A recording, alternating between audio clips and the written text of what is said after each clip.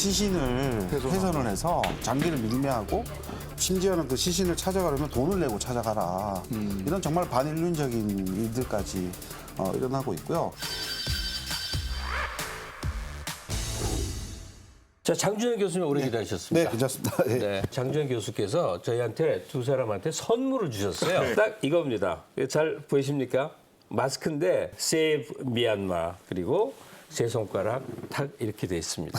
요즘 하실 역할도 많지만 마음도 참 착잡하시겠어요. 네, 마음이 매일매일 불편한. 700명 가까이 사망자 얘기가 나오고 거기에 좀 끔찍한 후문도 돌아다니는 게 있는데 상황이 어떻습니까? 그 장기 밀매, 그러니까 시신을 훼손을 해서 장기를 밀매하고 심지어는 그 시신을 찾아가려면 돈을 내고 찾아가라. 이런 정말 반인륜적인 일들까지 일어나고 있고요. 그 사망자 수만 지금 700명이 넘었다 이렇게 돼 있는데 실제 그 수도 정확하지 않거든요. 그것도 정확히 알 수 없는 거죠. 정확히 알 수가 없는 거고 구금된 사람만 몇천 명이라고 얘기를 하는데 그 수도 우리가 그냥 어림잡아서 그냥 짐작할 뿐이지 피해 상황은 정확히 얘기를 못 하죠. 근데 장기 밀매라는 게 구체적으로 어떤 행위가 자행된 걸까요? 그러니까 사람을 엄청나게 고문을 하거나 구타를 해서 사망을 할 경우에 말 그대로 그 시신 속에 있는 장기를 꺼내서 다른 용도로 어디 쓰거나 하는 그런 일이 있지 않을까 싶어요. 지금 현재 이제 군부 진압대 같은 경우에도 경제적으로 밥을 먹고 이렇게 활동을 해야 하는데 그게 잘 안 되니까 예. 군경 자체도 지금 현재 폭도처럼 변하고 있는 거예요. 그래서 민가에 들어가서 약탈하고. 예, 약탈 같은 경우를 막 해요. 얼마 전에는 보니까 우리나라에서 이렇게 일했던 선원들이 있잖아요. 이분들이 이제 자가격리를 하고 있는데 이 자가격리한 그 선상에 가서 돈을 빼앗아 갈취해 갖고 한 그런 일도 있었어요. 실제로. 지금 평화 시기가 우리나라에서는 꽤 오래 지속됐기 때문에 강압 세력이 이 악독해지기로 가면 어느 정도일지에 대해서 아마 감이 안 잡힐 겁니다. 우리나라 과거에 고문 사례 같은 거 떠올려 보면 그럼요. 그러니까 어떤 식이었냐면 박정희 정권 때를 보면 이제 그 비판적인 이야기를 했던 여당 의원, 야당 의원 할 거 없이 안기부 남산으로 들어가서 수염을 뽑았다. 이렇게 모욕적이고 육체적으로 굉장히 모욕적인 일을 실제로 하게 하는 경우들도 있었고요. 실제로 고문을 받으셔가지고 정상적으로 생활을 하지 못하는 경우들도 사실은 많이 있죠. 바로 얼마 전 이야기입니다. 다시 미얀마 얘기로 들면 미얀마의 광주라고 불리는 지역이 있네요. 몽유야. 예. 이 지역에서 청년운동가가 체포되고 그 두들겨 맞은 사진을 저도 본 일이 있는데 네, 이게 추이가 어떻게 될까요? 목유화 지역을 이끄는 한 명의 지도자가 있는데 외모나인이라는 친구가 있어요. 예. 이 친구는 20대 대학생이더라고요. 건장한 청년. 건장한 청년이죠. 예. 보통 리틀 판다라고 이렇게 불리기도 하고 판다곰처럼 이렇게 귀엽게 생긴 친구이기도 한데 학생 운동가 출신이고 얼마 전에 체포가 됐고 체포 영상이 그 SNS에 올라왔었어요.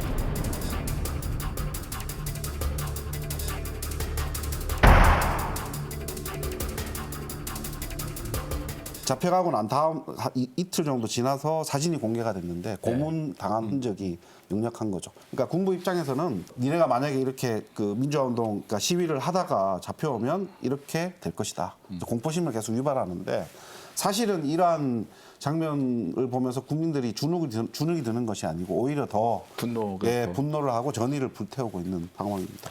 자, 이 미얀마 민주 진영은 지금 어떤 움직임을 보이고 있느냐 보니까 미얀마가 소수민족이 어마어마하게 많은 나라인데 맞습니다. 그 연대에서 지금 어떤 이제 움직임을 보이고 있는데 네. 좀 정리를 해주시죠. 쿠데타가 일어나고 난 다음에 연방의회 대표자 위원회라고 CRPH라고 보통 얘기를 해서 17명으로 구성된 임시정부를 수립을 했다가 지난 16일부터 국민통합정부라는 것을 출범을 시켰습니다. 그러니까 네. 한 나라 안에 두 개의 정부가 지금 현재 있는 거죠. 그러니까 군부는 이제 정부로 인정을 보통 아직까지 받지 못하고 있으니까 그냥 군부 세력이라고 보통 보고 국민통합정부가 국민의 지지를 얻은 그러니까 민의를 반영한 그러한 정부다 이렇게 주장을 하고 있는 것이죠. 문제는 뭐냐면 이제 그 24일 날 오는 24일 날 아세안 정상회담이 예정이 되어 있거든요. 예. 아세안 의장국이 지금 브루나이인데 국민통합정부를 초청을 하지 않고 군부 그러니까 미나울라인 군사사령관을 지금 초청했단 말이죠. 예. 그래서 그러면 이 쿠데타를 일으킨 그 세력들에게 정당성을 부여할 것이냐 라는 문제가 제기가 되는 거죠. 그래서 국민통합정부 차원에서는 지금 우리를 초대를 해라. 우리가 합법적인 정부다. 라는 그런 입장을 계속 보이고 있는 것이죠. 대부분 미얀마 시민들 같은 경우는 대부분 국민통합정부에 대한 지지를 확인을 하고 있고요. 예. 그리고 아마 서방 국가들 같은 경우에는 그 군부 대신에 그 NUG, 그러니까 국민통합정부를 지지할 것으로 그렇게 볼 것 같습니다. 해외 지지라든지 국제사회 영향력이 국민통합정부의 승인이라든지 이렇게 좀 영향력을 미칠 수 있는 방향이 보일까요? 그게 사실 사람의 마음속에는 지지하고 싶다고 하더라도 외교적인 문제가 걸려 있으면 그러겠죠. 그게 또 쉽지가 않겠죠. 그러니까 우리나라 정부에서도 많이 고민을 아마 할 것이고 미얀마와 어떤 이해관계를 맺고 있는 국가들 같은 경우는 대부분 다 상당히 심각하게 고민을 하고 있겠죠. 근데 국민통합정부가 순순히 물러날 리는 없으니까 네. 특히 소수민족 저항 세력들은 무기를 갖고 있지 않습니까? 그렇죠. 이거 혹시 미얀마 내전으로 발전하는 거 아닙니까? 이게 국민통합정부가 하고자 하는 앞으로의 몇 가지 일들이 있는데 그 중에 하나가 연방군을 창설한다라는 거거든요. 근데 이 연방군은 미얀마는 이제 모병제이기 때문에 우리처럼 이제 군대 갔다 온 사람들이 전투력이 아직 남아 있는 사람들이 거의 없어요. 그래서 실제적으로 연방군을 창설하게 되면 의지해야 되는 집단들이 소수민족 무장 단체들이에요. 그래서 이 소수민족 무장 단체들의 수를 제가 다 대해 보니까 병력 수가 한 7만 명 정도가 되는데 근데 그 가운데서 3만 명 정도의 무장 단체를 보유한 하나의 단체가 있는데 얘네들은 여기 관심이 없어요. 우리는 중국계, 그러니까 실제로 이 사람들 중국계이고 중국 쪽으로 편입을 원한다라고 시도를 하고 있기 때문에 뭐 3만 명이나 4만 명 정도가 실제로 이 한거를 할 수가 있고 그 일부 시민군들이 생겨나고 있는데 전투력에 있어서 의문점이 생기겠죠. 예. 그래서 이렇게 되면 사태는 일단 장기화될 가능성이 크고 내전으로 갈 가능성이 크겠죠.